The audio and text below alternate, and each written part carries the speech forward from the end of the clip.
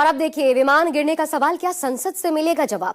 Chief of defence staff general Anil Chauhan के बयान के बाद कांग्रेस फिर से सरकार के खिलाफ आक्रामक हो उठी है। कांग्रेस का कहना है कि सरकार को देश के सामने ऑपरेशन सिंदूर का पूरा सच रखना चाहिए। प्रधानमंत्री मोदी को सर्वदलीय बैठक बुलानी चाहिए, संसद का विशेष सत्र बुलाना चाहिए और उन सारे मुद्दों पर चर्चा करनी चाहिए जो जनता के जहन में सवाल के रूप में है। कुछ तो है जो धीरे धीरे छनकर बाहर आ रहा है, कुछ इधर से कुछ उधर से निकल रहा है। खैर, स्वामी के पहले तेलंगाना के मुख्यमंत्री रेवंत रेड्डी ने रफाल विमान का नाम लेकर सवाल उठा दिया था, लेकिन मीडिया इस खबर को हाथ लगाने से बचता रहा। भारत के chief of defence staff general Anil Chauhan ने शनिवार को पाकिस्तान के साथ हाल के तनाव के दौरान फाइटर जेट्स के नुकसान होने की बात स्वीकार कर ली। लेकिन अनिल चौहान ने देखिए बोला है तो सोच समझ के ही बोला होगा, बट मुझे ये लगता है कि वहां पे पहले भारत को शायद इसके बारे में बताना चाहिए था, क्योंकि फिर खुल के बताइए, ठीक है, सारी चीजें आप बताइए कि नो डाउट कि पूरी दुनिया ने देखा कि कैसे पाकिस्तान एक भी सबूत नहीं दे पाया और पाकिस्तान 4 डे वॉर एक तरफा हारा है। नैरेटिव वॉर से कुछ नहीं होता, रियलिटी पे काम होता है। पहला कॉल उनकी तरफ से आया, आप पहला कॉल, पहले झुका कौन? आप। तबाही होती है ना जब इंसान परेशान होता है, तभी तो आप कॉल करोगे ना। जब आप हारने लगते हो तब बोलोगे भाई सुलह कर लो, तो वो उन्होंने किया और हमने सबूत भी दिए। को उस हिस्से को जिसमें वो स्वीकार कर रहे हैं कि कुछ हमारे जेट को नुकसान हुआ है, वो नहीं चलाया जा रहा है। क्या चलाया जा रहा है कि हमने 300 किलोमीटर अंदर तक पाकिस्तान को मारा, पाक में कैसे तबाही मचाई, सीडीएस अनिल चौहान ने बताया। तो अभी भी जो है मीडिया का पूरा फोकस यही है कि कैसे जो है वो भारत की सेना ने पाकिस्तान में जाकर के तबाही मचाई। ये बहुत जरूरी चीज है कि हम दुनिया को बताएं, देश को बताएं कि कैसे हमारी आर्मी ने पाकिस्तान में जाकर के एक तहलका मचा दिया। लेकिन ये उतना ही जरूरी है कि कैसे हमारी सेना को भी नुकसान हुआ है, क्योंकि जो फिर मीडिया थंबनेल चला रहा है, इतने गिर गए, तय हो गया गिर गए, उतने गिर गए, वाह वाह वाह वाह, थू थू थू थू, भ्रम, झूठ बोल रही है सरकार। क्योंकि अगर जब तक आप नुकसान पर बात नहीं करेंगे, केवल वाहवाही पर बात करेंगे, नुकसान पर काम नहीं करेंगे, तो हो सकता है कि हमें बड़ा नुकसान हो जाए। दोस्तों, किसी मुद्दे का हद से ज्यादा राजनीतिक दोहन कई बार उल्टा पड़ जाता है। अब बीजेपी के साथ वही हो रहा है। दोस्तों, सेना कह रही थी ऑपरेशन सिंदूर जारी है, लेकिन हमारे प्रधानमंत्री देश के अलग अलग राज्यों में घूम घूम कर ऑपरेशन सिंदूर के नाम पर लगातार वोट की राजनीति कर रहे थे। हद तो तब हो गई जब मोदी ने रगों में गर्म सिंदूर से लेकर गोली के बदले गोला तक और रोटी खाओ नहीं तो मेरी गोली तो है ही जैसे बयान देने शुरू कर दिए। दोस्तों, ये बॉलीवुड स्टाइल जो डायलॉग बाजी है, ये एक दिन के लिए आपके लिए हेडलाइन बना सकती है, लेकिन लंबे समय तक जब इससे उपजे सवाल आपके सामने खड़े होंगे तो ये डायलॉग बाजी आपको बचा नहीं पाएगी। जो खबर मैं आपको बताने वाला हूं ना दोस्तों, आपके होश उड़ जाने वाले हैं। ये कल्पना से भी विचित्र है। मगर उससे पहले कुछ सवाल। क्या झूठ को झूठ बोलना गुनाह है? क्या गोदी मीडिया की उन खबरों का पर्दाफाश करना जिससे देश को नुकसान हो रहा हो, क्या वो गुनाह है? कम से कम महाराष्ट्र पुलिस तो ऐसा ही मानती है। इंडियन आर्मी की हिकमत अमली, आर्मी के एक फैसला और चीफ ऑफ डिफेंस स्टाफ के एक इंटरव्यू से बीजेपी को जबरदस्त झटका लगा है। भारतीय जनता पार्टी के पूरे मंसूबे पर पानी फिर गया है।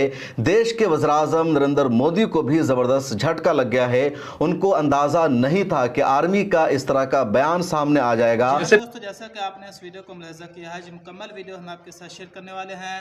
दोस्तों, इस वक्त पूरे भारत में मातम का समा है। जो भारतीय मीडिया पाकिस्तान के खिलाफ झूठी खबरें फैला रहा था, वो आहिस्ता बेनकाब होते हुए नजर आ रही हैं।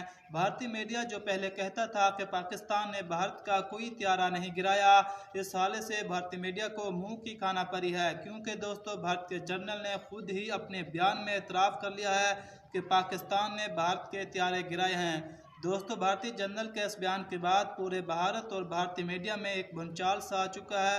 इस हवाले से भारतीय मीडिया का क्या रद्द अमल है, ये मुकम्मल वीडियो हम आपके साथ शेयर करने वाले हैं। इससे पहले आपसे एक छोटी सी रिक्वेस्ट है कि अगर अभी तक आपने हमारे चैनल को सब्सक्राइब नहीं किया तो प्लीज़ जल्दी से हमारे चैनल को ज़रूर सब्सक्राइब कर लीजिएगा। आइए चलते हैं इस बकिया वीडियो की जानिब। पहलगाम की घटना की हुई थी, दूसरी हो रही थी कि क्या रफाल गिर गया है कि नहीं। पहले दिन की ही कार्रवाई में जिसको जो हमारे आधिकारिक प्रवक्ता थे वो उसको डी-एस्केलेटरी कहते थे, यानी वो एक सीमित कार्रवाई थी। उन ठिकानों पर हमला करके लौट के डिफेंसिव हो गई थी कि अब अगर वो रिटेलिएटरी कुछ करेंगे तो हम उसका जवाब देंगे। बिल्कुल, हम उनको हमला करने और कब्जा करने नहीं जा रहे।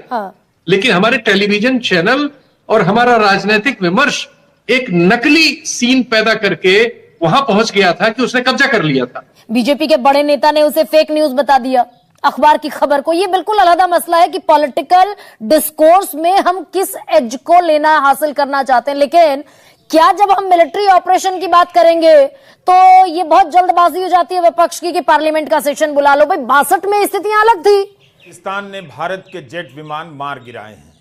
ब्लूमबर्ग टीवी के सामने भारत के chief of defence staff general Anil Chauhan ने स्वीकार कर लिया है।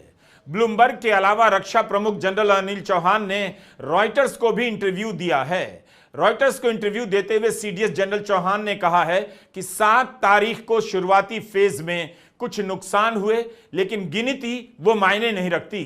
जरूरी ये था कि वो नुकसान क्यों हुआ और फिर हमने क्या किया।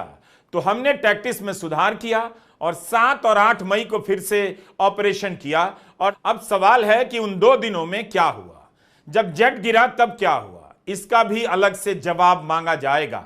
रक्षा विषयों के जानकार सुशांत सिंह ने एक्स पर लिखा है, सीडीएस के इंटरव्यू के अनुसार भारत की वायुसेना ने 2 दिनों तक उड़ान नहीं भरी। क्या वे रफाल की बात कर रहे हैं या क्लियर नहीं है। रॉयटर्स और ब्लूमबर्ग का इंटरव्यू का हिस्सा वायरल है, एक्स पर खूब शेयर किया जा रहा है। रक्षा प्रमुख सिंगापुर में यह इंटरव्यू दे रहे हैं, शंगरीला डायलॉग में बोलने के लिए गए हैं। रक्षा मामलों को कवर करने वाले खांटी पत्रकार इस पर टिप्पणी कर रहे हैं। खांटी शब्द का इस्तेमाल हमने इसलिए किया क्योंकि इन्हें पता होता है कि ऐसे कबूलनामे का क्या मतलब होता है। द हिंदू की पत्रकार सुहासिनी हैदर ने एक्स पर लिखा है कि सीडीएस कहते हैं कि सेना के लिए यह देखना महत्वपूर्ण था क्यों भारत का जेट गिरा है। सरकार के लिए अब जरूरी हो जाता है कि वह ज्यादा सूचनाओं को साझा करे और ट्रोल के लिए जरूरी हो जाता है कि इसकी रिपोर्टिंग करने वाले पत्रकारों को टारगेट करना बंद करे। सुहासिनी हैदर द हिंदू की पत्रकार हैं। इसी अखबार की पत्रकार विजेता सिंह ने ऑपरेशन सिंदूर की अगली सुबह 8 मई को विमानों के मलबे की एक तस्वीर साझा की, लेकिन उन पर सब टूट पड़े। विजेता सिंह ने उन तस्वीरों को डिलीट कर दिया। ट्रोल विजेता सिंह पर इस तरह से टूट पड़े कि बहुत सारे पत्रकार इस खबर से पीछे हट गए। यहां तक कि द हिंदू अखबार ने खेद जता दिया और रिपोर्ट ही डिलीट कर डाली। द हिंदू ने लिखा कि ऑपरेशन सिंदूर में शामिल भारतीय विमान के बारे में हमने अपना पहला पोस्ट डिलीट कर दिया है। सवाल पूछ रहा था, उसको एंटी नेशनल घोषित किया जा रहा था, उसके लिए कहा जा रहा था कि ये नैरेटिव खराब कर रहा है। अब इस सरकार को सीडीएस के इस बयान के बाद सवालों के जवाब देने ही पड़ेंगे, क्योंकि अब सीडीएस खुद ही स्वीकार कर रहे हैं कि दोस्तों, जैसा कि आपने इस वीडियो को मुलाहिजा किया है कि पाकिस्तान ने भारत के हथियारे गिराए हैं। भारतीय जनरल के इस एतराफ़ के बाद भारतीय मीडिया का एक झूठ बेनकाब हो चुका है जो पाकिस्तान के खिलाफ बोले गए थे। दोस्तों, आप इस हवाले से क्या कहना चाहेंगे? आप अपनी कीमती राय से हमें कमेंट बॉक्स में ज़रूर बताएं।